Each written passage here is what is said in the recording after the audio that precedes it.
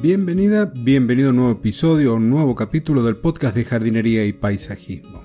Yo soy Claudio y en este espacio comparto tips, trucos, estrategias y noticias del mundo de las plantas para que puedas tener tu jardín más lindo cada día.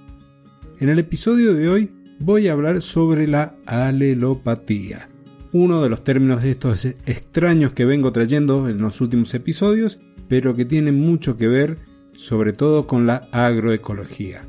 Si te interesa, quédate que el tema lo voy a desarrollar después de hacer el pequeño anuncio. Ya en otras oportunidades te he comentado que abrí un canal de Telegram que es público, en el cual comparto información los domingos o los lunes, normalmente es el día domingo, que a veces tiene relación con los episodios del podcast. En este caso hablé de la alelopatía harán 2 semanas, pero en otros casos hablo de otro tipo de información. Este canal, que iba inicialmente a formar parte del mecenazgo de Patreon, como te había comentado en ese pequeño anuncio hace un par de días, en realidad terminé decidiendo dejarlo en abierto. Quiero que la mayor cantidad de personas, como vos, que te interesan las plantas, que querés conocer un poquito más, puedas acceder de forma gratuita también a esa información. Pero también es una realidad que hacer el podcast, que ponerme a preparar ese material que comparto, no solo insume tiempo mío, tiempo de descanso y tiempo que le dedico a mi familia, sino también los costos de alojamiento del podcast, de alojamiento de la web y demás.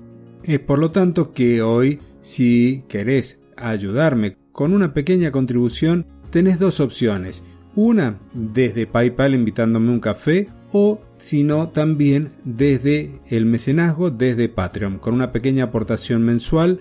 Vas a estar ayudándome a cubrir esos gastos y mientras más mecenas tenga, más fácil va a ser dedicarle todo mi tiempo a este tipo de trabajo, que no es un trabajo, es un disfrute, el de preparar material, el de compartir información con vos. Ahora, dicho esto, pasamos al tema de esta semana, la alelopatía. Voy a tratar de armar una definición sencilla y de que el episodio no sea muy extenso. Cuando hablamos de alelopatía, estamos refiriéndonos a un proceso biológico, a un fenómeno biológico en el cual las plantas generan compuestos químicos que van a liberar al ambiente. Estos tienen una función netamente de supervivencia. También pueden afectar en cuanto al crecimiento y la reproducción de otros organismos. Entonces, una planta produce un determinado compuesto. Vamos a suponer la sustancia A. ¿Cuál es el objetivo de estos? Siempre lo vamos a mirar en función de la planta que recibe o del individuo que recibe ese compuesto.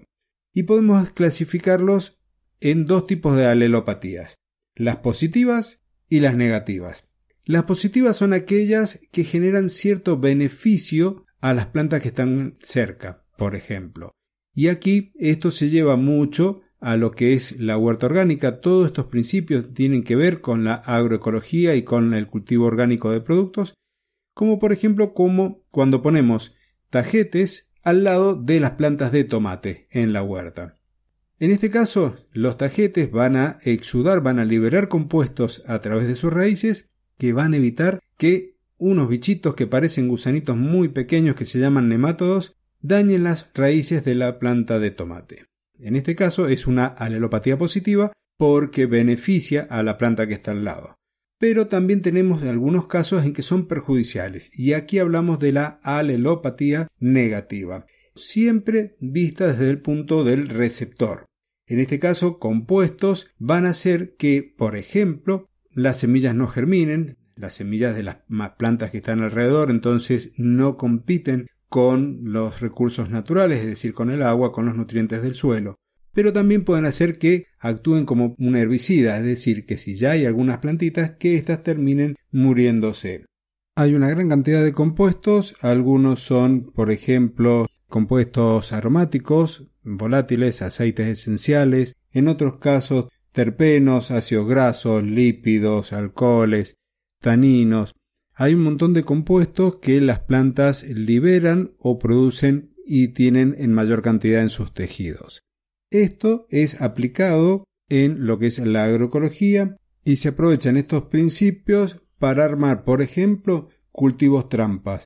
En estos casos, las plantas liberan al ambiente sustancias que hacen que los insectos, por ejemplo pulgones, se dirijan hacia ellas en lugar de la lechuga, por ejemplo. En otros casos se van a utilizar como plantas acompañantes por el hecho de que pueden, a través de sus exudados, beneficiar a las plantas que están al lado y evitar que sean atacadas por algún tipo de plagas, como por ejemplo los nematodes.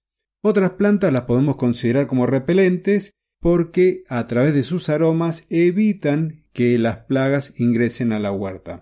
Por ejemplo, cuando se utilizan aromáticas como el romero, como el tomillo, la menta y todo ese grupo de plantas que llevamos también a nuestra mesa como condimentos.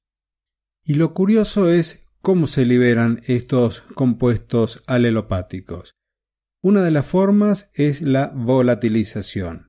Se desprenden tanto de los tejidos vivos, de las hojas, de los tallos, en algunos casos de las flores, pero también del material vegetal que ha caído, como por ejemplo el caso del alcanfor. A partir de las hojas uno las toca y siente ese perfume que también se desprende cuando pisamos las hojas secas que están en el suelo. Eso es por volatilización. Y ya que estamos con la hojarasca, con estas hojas que han caído en el otoño, también cuando se descomponen, se biodegradan y terminan liberando otros compuestos que afectan a las plantas que están en competencia directa por los nutrientes del suelo. Una forma diferente de liberar estos compuestos es a través de la lixiviación. Sobre esta hojarasca, cuando cae el agua de lluvia, arrastra compuestos y los lleva en profundidad en el suelo. Y finalmente, la otra forma de que las plantas liberan este tipo de compuestos es a partir de la exudación de sus raíces y afectan en algunos casos a la biota, a los microorganismos que están en el suelo y en otros casos a las plantas vecinas. Esas serían las 4 formas de liberación de estos compuestos alelopáticos. La verdad que el tema es muy interesante, da para hablar muchísimo, pero no quiero tampoco extenderme demasiado. Todos estos productos que te decía, estos compuestos alelopáticos, los producen las plantas en procesos biológicos secundarios. Y te decía que tenemos algunos terpenoides, algunos alcaloides, compuestos aromáticos, y esos productos, van a tener propiedades que terminan afectando en mayor o menor medida a las plantas y a los organismos que están cerca. Esa mayor o menor afección va a estar dada por la resistencia de la planta que lo recibe. Y para resumir, la alelopatía podríamos considerarla positiva o negativa desde el punto de vista del receptor. Si recibe daños, entonces la alelopatía es negativa. Y si recibe algún tipo de beneficio, como por ejemplo estimular el crecimiento o protegerlo frente a plagas y enfermedades, estaríamos hablando de una alelopatía positiva. Y ahora sí, creo que por un tiempo no te voy a estar diciendo más términos raros, más términos extraños. Te agradezco que hayas llegado hasta acá. Si tenés alguna consulta, hacémela llegar a través de los comentarios del episodio. Y también te recuerdo que he dejado algún material y voy a sumar más material dentro del canal de Telegram para que te puedas seguir interiorizando en este y en los otros conceptos que te he hablado. Ahora sí me despido, nos estaremos encontrando el próximo jueves. Gracias por haber llegado hasta este momento, gracias por tu valoración positiva, por tu comentario, por compartir este episodio que me va a permitir llegar a más amantes de las plantas y de la jardinería.